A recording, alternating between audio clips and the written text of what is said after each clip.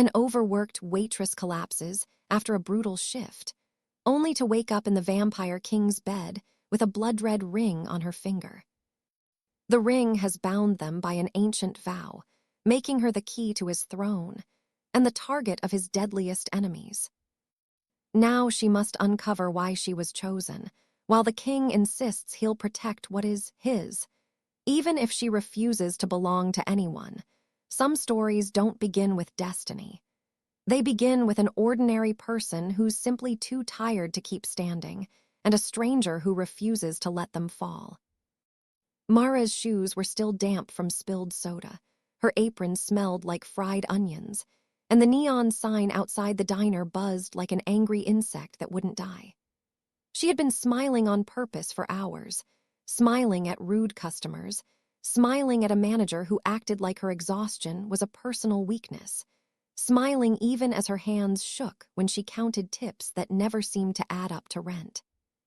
She kept thinking of her little brother, Eli, waiting at home with his homework spread across the kitchen table.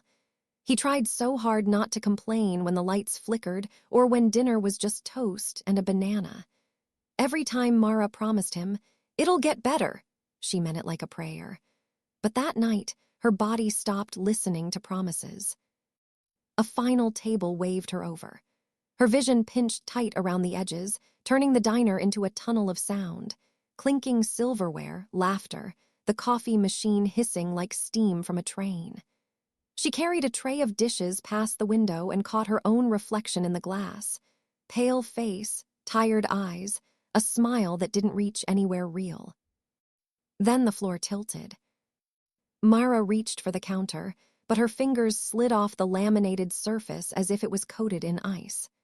The last thing she felt was the sharp sting of shame, not here, not in front of everyone, and then the world became soft and distant, like sinking into deep water. When she opened her eyes, she expected the diner's harsh lights and the manager's annoyed voice. Instead, she woke to candlelight. The air smelled like rain on stone and something faintly sweet, like crushed roses. A heavy velvet canopy framed the bed above her, and the sheets were so smooth they felt unreal against her skin. Her heart leapt, fast and confused, as she pushed herself upright. That's when she saw it. On her left hand, a ring sat snug around her finger, gold with a deep red stone that seemed to hold a quiet glow. It wasn't costume jewelry.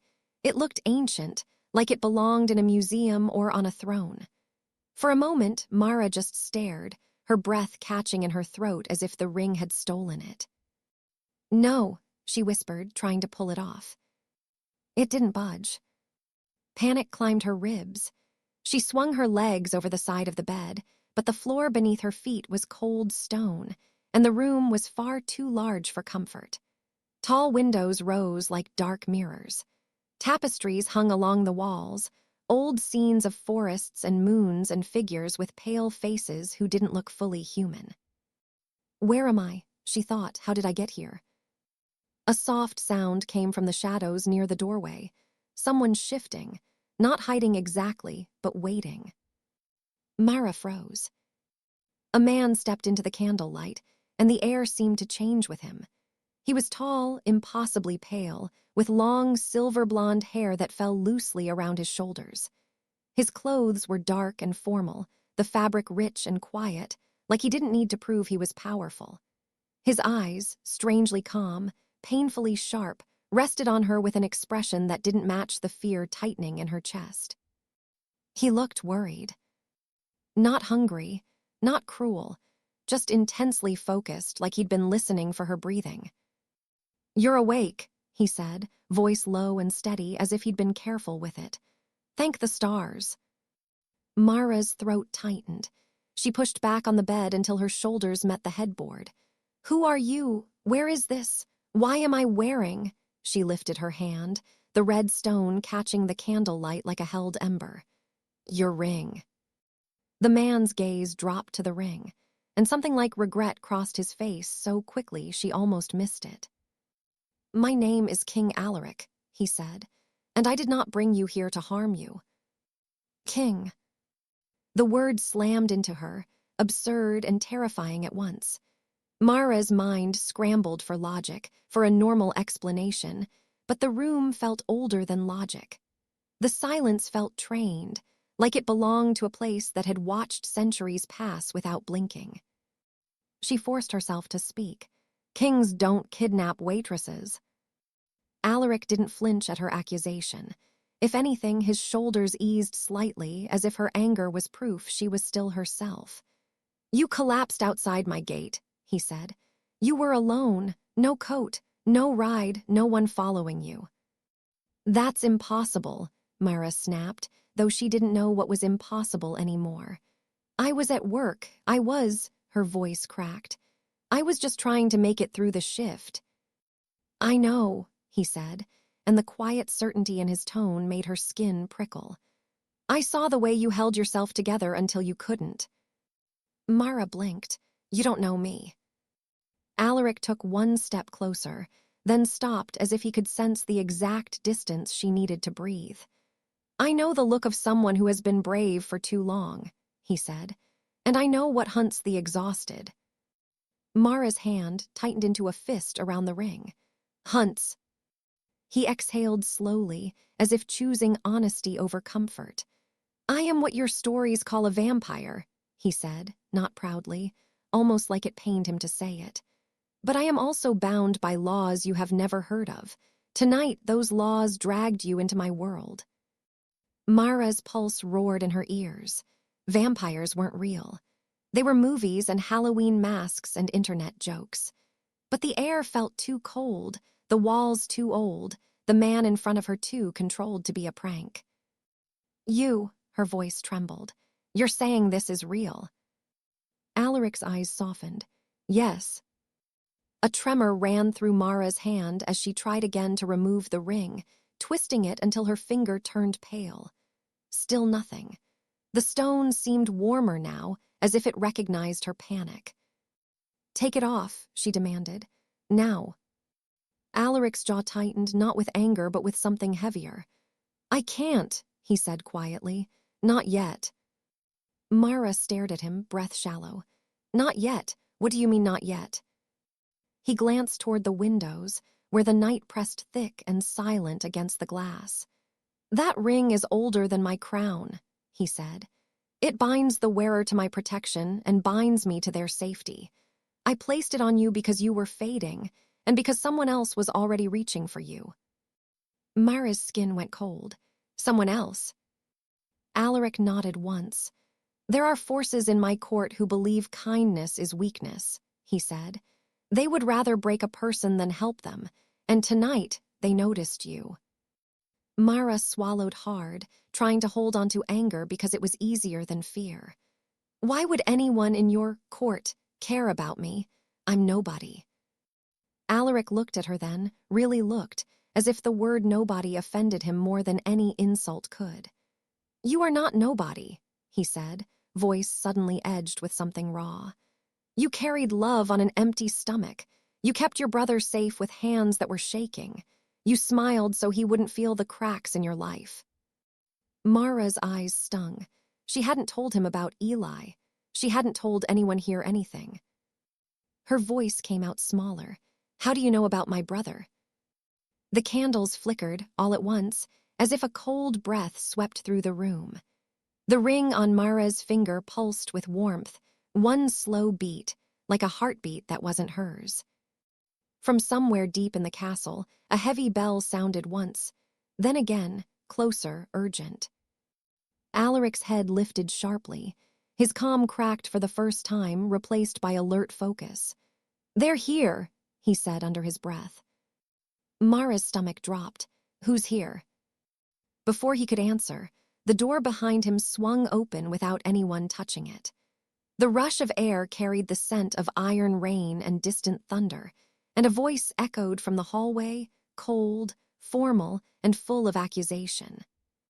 "Your Majesty," the voice said, "the council demands to see the human wearing the king's ring." Alaric stepped between Mara and the doorway, as if his body could become a shield. He didn't look back at the intruders. He looked at Mara, eyes steady, voice gentle in a way that felt dangerously sincere. "You need to trust me for 1 minute," he said. "If they take you, I may not be able to bring you back." Myra's fingers curled around the ring, warmth spreading up her arm like a warning. She stared past Alaric at the darkness in the hall and understood, without knowing how, that her old life had just been locked on the other side of a door she might never open again. And then the red stone flashed, bright as a secret, and Mara heard a whisper, soft, impossible, right against her thoughts. "Run, Mara. He can't protect you from what you already are." Part 2 will begin the moment Mara chooses whether to run from the vampire king or run with him. Cold air rushed in from the hallway, carrying the sound of measured footsteps and the dry scrape of metal against stone. Mara's body went tight with the kind of fear that makes you notice everything at once. The candle flames bending, the velvet curtains barely trembling, the way the ring suddenly felt heavier, like it had become a promise she never agreed to make. Alaric didn't move like a man preparing for a fight. He moved like a man preparing to protect someone without turning them into a shield. He angled himself in front of the bed, not blocking Mara's view, but blocking the doorway with his own presence, as if he wanted the council to remember he was still a king before they remembered she was only human. "Stay behind me," he said, and there was no command in it, only care. Mara swallowed, her mouth dry. "I didn't do anything." "I know." His eyes flicked to her hand. "And that may be exactly why they're afraid." The door stood open now, but the figures in the hall didn't enter right away. They let the silence stretch, long enough to make a lesser person beg.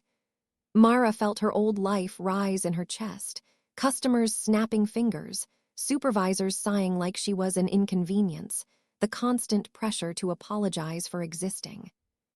She didn't want to apologize anymore. A tall woman stepped forward first, her dark hair pinned with severe precision. She wore a silver cloak that caught the candlelight like a blade, and her gaze, fixed on Mara's, ringed the way a banker looks at a debt. "Your Majesty," she said, voice smooth and cold, "the council recognizes an unlawful binding." Behind her, 2 men in formal black watched without blinking. They didn't look monstrous.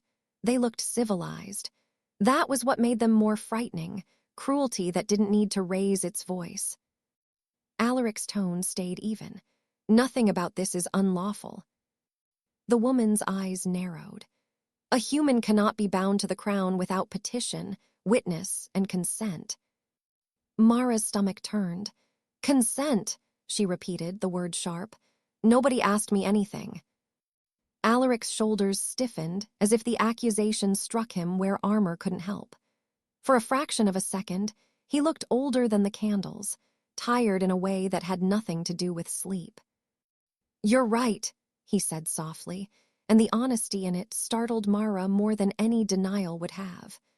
"I made a choice in a moment that did not allow time." The councilwoman's mouth curved, almost pleased. "Then you admit wrongdoing." Allaric didn't flinch. "I admit urgency." Mara looked down at the ring again. The red stone held the candlelight like a living ember. She tried to pull it once more, but it stayed, as if it had decided she belonged to the oath now. The councilwoman stepped 1 pace closer, her gaze never leaving Mara's hand. "Remove it, Majesty, or we will remove her." Mara's chest tightened. "Remove me," she whispered. Alaric's voice turned colder, not cruel, controlled. "You will not touch her." Something shifted in the hall. Not a lunge, not an attack. Just a tightening of attention, like everyone was measuring how much pressure it would take to snap a rule without breaking the kingdom. Mara felt the ring warm again, and with that warmth came something else. An echo, like a memory brushing against the back of her mind. Not her memory.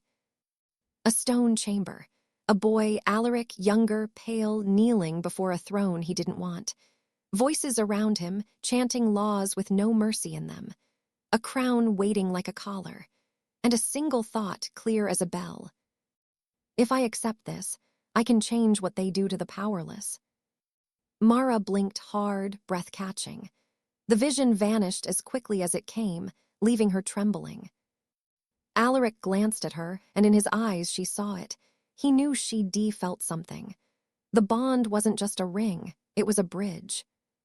The councilwoman watched the exchange and seemed to understand too. Her voice sharpened. "The ring is responding." Mara's fear turned slowly into anger. Not the loud kind, something steadier. "I'm not a thing you can pass around," she said, surprised at how firm her voice sounded in the huge room. "I'm a person." One of the men behind the councilwoman smiled faintly, as if she'd told a childlike joke. "You are a variable," he replied, "and variables are managed." Alaric's hand lifted slightly, not touching Mara, but close enough that she felt the option of safety. "Mara," he said gently, "I will not force you to stay, but I need you to understand what's happening before you decide to run." "Then explain," she said, swallowing her fear like a stone. "All of it." For a moment, Alaric looked past her, toward the windows, toward the night pressing in like a secret.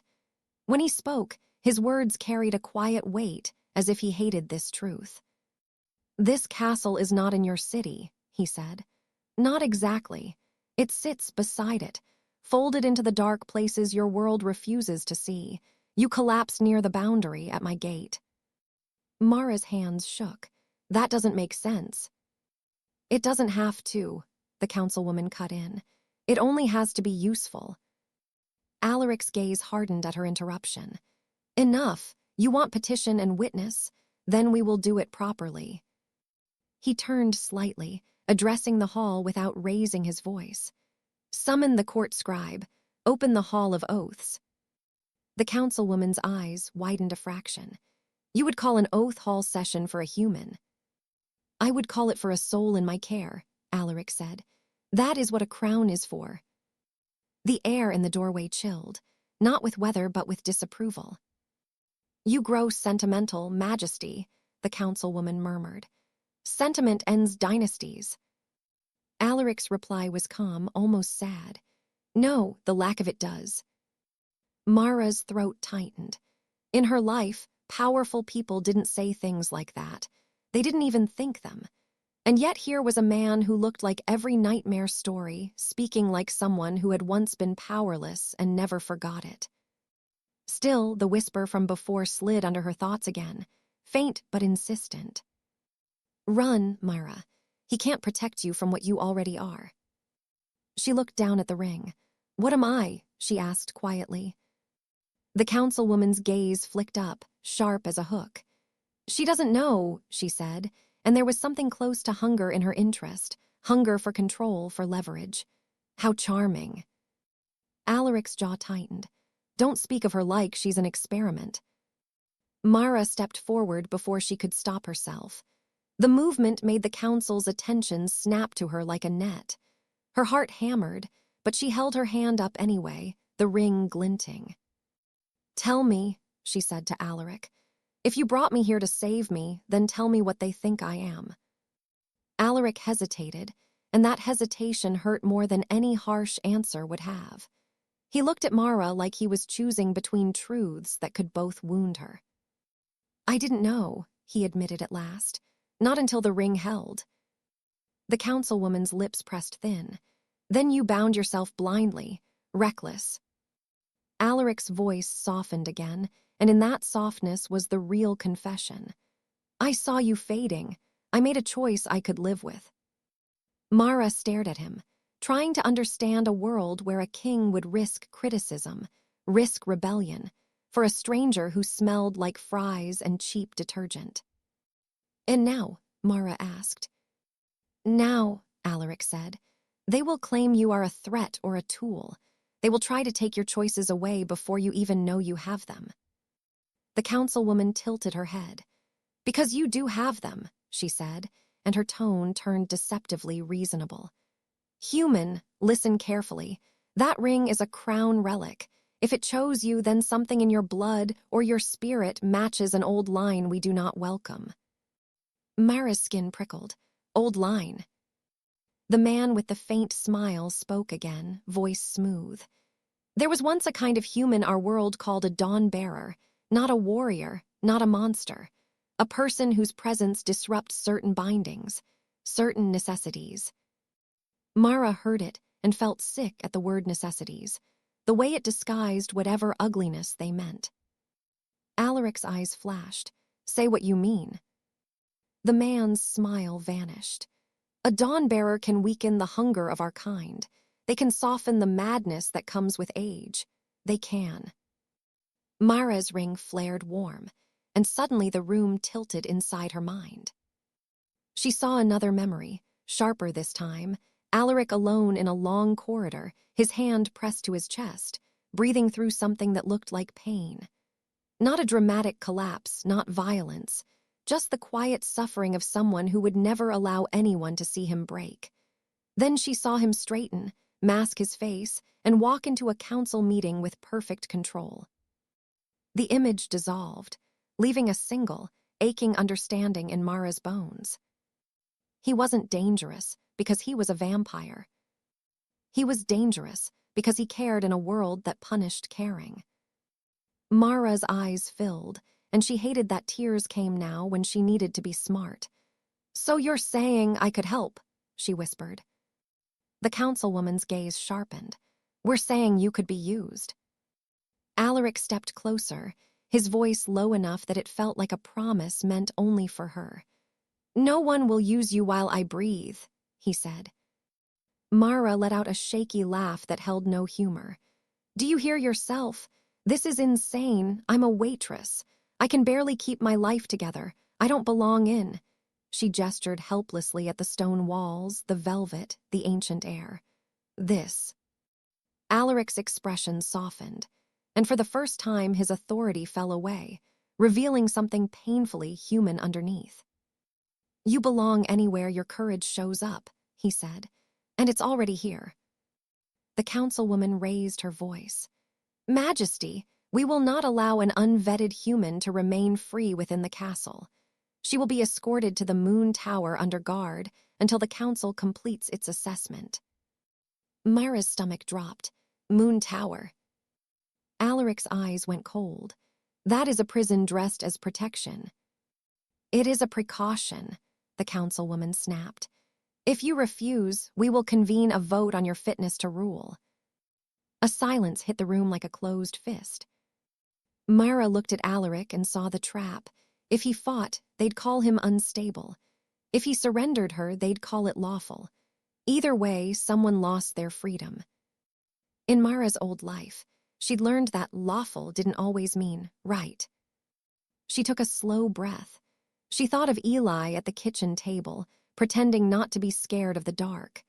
She thought of her own exhaustion, the way the world taught her to accept less than she deserved. Something in her steadied. "No," Mara said. The councilwoman stared. "Excuse me." Mara lifted her chin. Her voice shook, but it didn't break.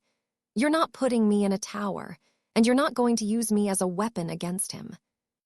Alaric's eyes widened slightly, surprise, and something like pride he didn't allow himself to show. The councilman scoffed. "Human courage is adorable." Mara looked at him. "So is cowardice in expensive clothing." The words landed, and for the first time, one of them looked genuinely offended. Allaric spoke gently, as if grounding her. "Mara, if you choose to stand here, they will come for you harder." Mara swallowed. The whisper returned again, colder now. "He can't protect you from what you already are." She stared at the ring, and a different thought rose up, simple, clear, and stubborn. Maybe I'm not meant to be protected. Maybe I'm meant to choose. Mara turned to Alaric. "You said the ring binds you to my safety," she said. "Does it bind me to anything?" Alaric hesitated. "It binds you to my protection," he said slowly, "but it should not bind your will." Mara nodded, heart pounding. "Then hear this as my consent," she said, louder now, so the hallway could not pretend it didn't hear. "I don't consent to the tower. I consent to the truth. I consent to being treated like a person." The ring warmed, not like a burn, but like a hand squeezing hers. And, Mara added, her voice quieter but stronger, I consent to trusting you for now. For a split second, Alaric looked like he might close his eyes in relief. Then the red stone flashed, bright enough to paint the ceiling with crimson light. The castle answered. A deep, ancient vibration rolled through the stone floor, like the building itself had awakened after a long sleep. Somewhere far above, heavy locks clanked into place, one after another, sealing doors that hadn't moved in centuries. The councilwoman's face tightened with alarm. What did you do? Mara's breath came fast. I didn't. Alaric's head lifted, listening. His expression changed from surprise to grim understanding. The wards, he murmured. They recognize her consent. The bond is fully awake. Mara's blood ran cold. Wards. Before anyone could answer, the ring pulsed again, one slow beat, and a sound came through it that made Mara's world go narrow and bright with terror. A small voice, thin and frightened, as if carried across impossible distance. Mara, Eli whispered. Mara, where are you? Someone's knocking. They won't go away. Mara's knees went weak. Alaric's eyes locked onto hers, the compassion in them turning urgent and fierce, as if he could already feel the panic ripping through her. The councilwoman's gaze sharpened with sudden triumph. Ah, she said softly, so the human has a tether. Mara clutched her ring hand to her chest, shaking. Eli, she breathed, barely able to form the word. Alaric's voice dropped to a vow. Look at me, he said. I will help you reach him. And from the hallway, the councilwoman took one more step forward, smiling like a door closing. Then choose, Majesty, she whispered. Your throne or her brother. Mara stared at Allaric, the castle sealed around them, Eli's frightened breath echoing through the ring, and realized the bond hadn't only awakened protection. It had awakened a war of choices. And the next one would cost more than fear. The air in the chamber felt too thin to breathe, as if the castle itself was waiting to hear what kind of king Alaric truly was. Mara held her ring hand to her chest, listening to her brother's frightened whispers fade in and out like a weak radio signal. Alaric didn't look at the council. He looked at Mara, and the softness in his eyes turned into something steadier, an old, quiet resolve that had survived centuries of people telling him compassion was a mistake. I won't bargain with a child's safety, he said, voice low and final.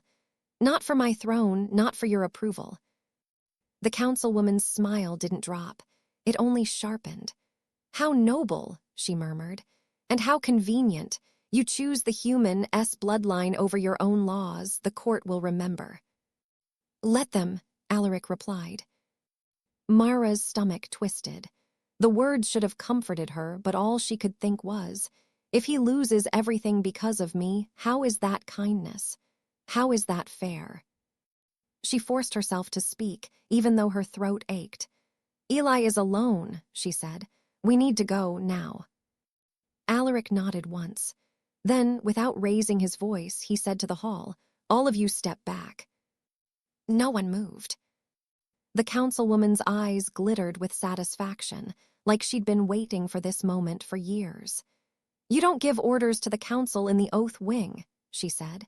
You are bound here by tradition. Alaric's expression didn't change, but something in the room did.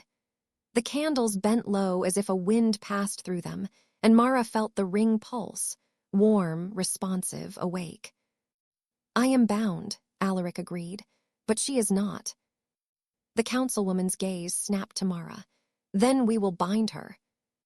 One of the men in black shifted forward, and the other mirrored him, both moving with careful confidence, like they didn't expect resistance to matter. Mara's breath hitched. She was tired, terrified, completely out of place, and yet something stubborn rose in her chest.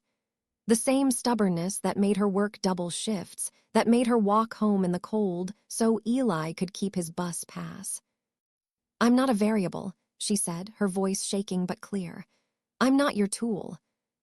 The man closest to her lifted his hand, palm out, as if to calm a frightened animal. Human, this will be painless. Alaric stepped between them so quickly Mara barely saw it happen. He didn't strike. He didn't snarl. He simply placed himself there, like a door they could not open. It will be unnecessary, Alaric said. His tone held no drama, just certainty. The kind that made powerful people hesitate because it implied consequences. The councilwoman lifted her chin. Then prove you still rule, Majesty. Hand her over. Alaric didn't answer the demand. Instead, he turned his head slightly and said, almost gently, Scribe Rowan. A figure emerged from the deeper shadows of the room, where Mara hadn't even noticed someone standing. He looked young compared to the others, dark hair, ink-stained fingers, eyes that carried too much awareness to be innocent. He held a thin ledger to his chest like a shield. Yes, Majesty, he said quickly, voice tight. The councilwoman's eyes narrowed. Scribe, you're not permitted to. Rowan swallowed. The king invoked the old mercy clause, he said, louder now, as if reciting something he'd memorized under threat. A sovereign may remove one soul from immediate court jurisdiction to prevent irreversible harm. Silence hit hard. Even the councilwoman blinked just once. That clause is myth. It is law, Rowan said, and his hands trembled around the ledger. It has simply been inconvenient. Alaric's gaze stayed on Mara. Come to me, he said softly. Mara moved without thinking. The moment she stood at his side, the ring warmed again, and the castle's hum deepened under her feet like a distant drum. The councilwoman's composure cracked. If you leave this wing, she warned, we will call a vote, we will declare you unfit, we will strip you. You can try, Alaric interrupted, still calm. But if you touch her brother, you will answer not only to me, but to the laws you've buried. Mara's breath caught. You can really get us to Eli, she whispered. Alaric's eyes softened. I can try, he said honestly, but there are boundaries I cannot cross without you. The ring pulsed once, and Mara felt it, not as magic in the air, but as truth in her bones. Whatever she was, whatever Dawnbearer meant, it wasn't just about him protecting her. It was about her choices having weight. A sharp sound rang out, metal on stone. One of the councilmen had drawn a thin silver rod, not a weapon exactly, more like a ceremonial tool. Stop them, the councilwoman snapped. The two men in black stepped forward again, faster this time. Alaric didn't fight like a monster. He moved like a protector. He swept his cloak outward and the candlelight flared, not blinding, but distracting. The men stumbled back a step as if they'd hit a sudden wall of air. No gore, no cruelty, just a firm, controlled force that refused to let them pass. Run, Rowan hissed, pointing toward a side corridor Mara hadn't noticed. The servants' passage. Mara's feet moved before her mind did. Alaric kept pace beside her, and Rowan darted ahead, clutching his ledger like it contained his last hope. Behind them, the councilwoman's voice cut through the corridor, cold and venomously composed. You may flee the room, Majesty, but you cannot flee consequence. Mara's lungs burned as they turned into the narrow passage. The walls tightened around them, stone close and damp, the air smelling of old water and herbs. Somewhere above, the castle groaned, locks shifting, gates adjusting, as if the entire place was rearranging itself to either help them or trap them. Rowan led them down a winding stairwell lit by low lanterns. This way was built for quiet exits, he whispered, for kings who needed to do the right thing when the court demanded the convenient thing. Mara glanced at Alaric as they ran. How many times have you used it? Alaric's eyes flicked to hers. Not enough, he admitted. That answer hit Mara harder than any threat. A king with power, who still felt trapped.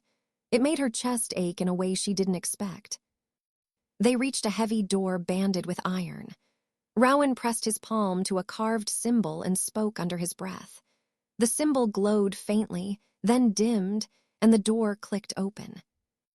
On the other side was a long corridor lined with stone arches and dusty banners.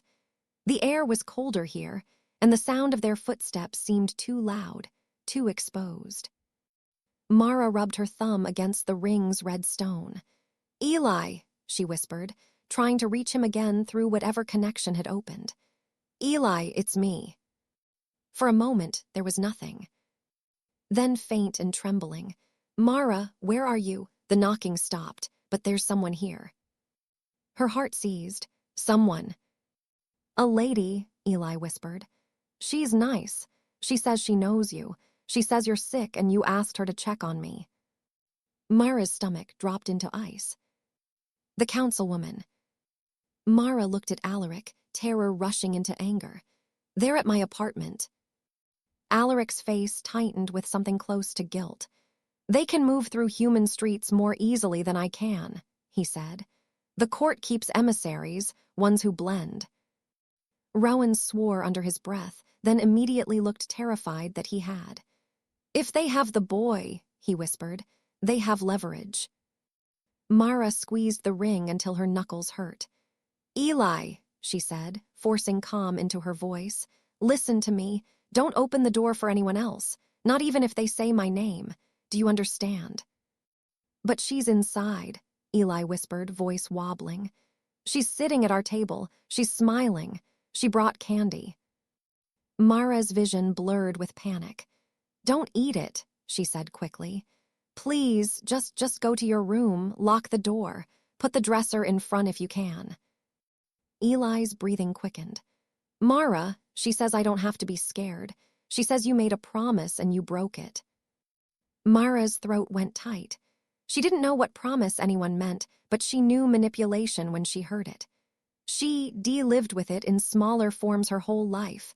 Bosses calling cruelty discipline, landlords calling neglect policy. Alaric's voice dropped close to Mara's ear, urgent and controlled. "She is trying to pull him into consent," he whispered. "If your brother invites her influence, it will be harder to remove." Mara's hand shook around the ring.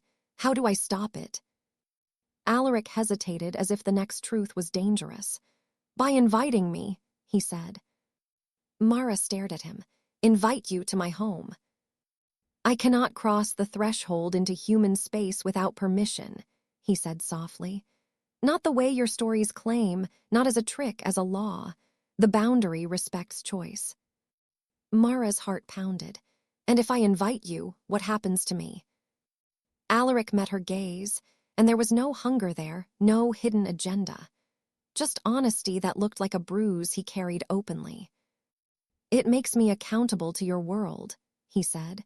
"It gives you power over where I stand, and it gives me a path to protect your brother." Rowan glanced back, eyes wide. "Majesty, are you sure? If the court learns you crossed into human jurisdiction." "They already know I would," Alaric said simply. "That's why they're moving first." Mara's mind raced. In every fairy tale, in every warning, the moment you let the monster in is the moment you lose. But Alaric hadn't acted like a monster. He acted like the only person in this place who saw her as a person. And Eli's voice, small, brave, terrified, cut through every doubt. "Mara," Eli whispered, "she's coming down the hall." Mara's knees nearly buckled. "Eli, lock your door now."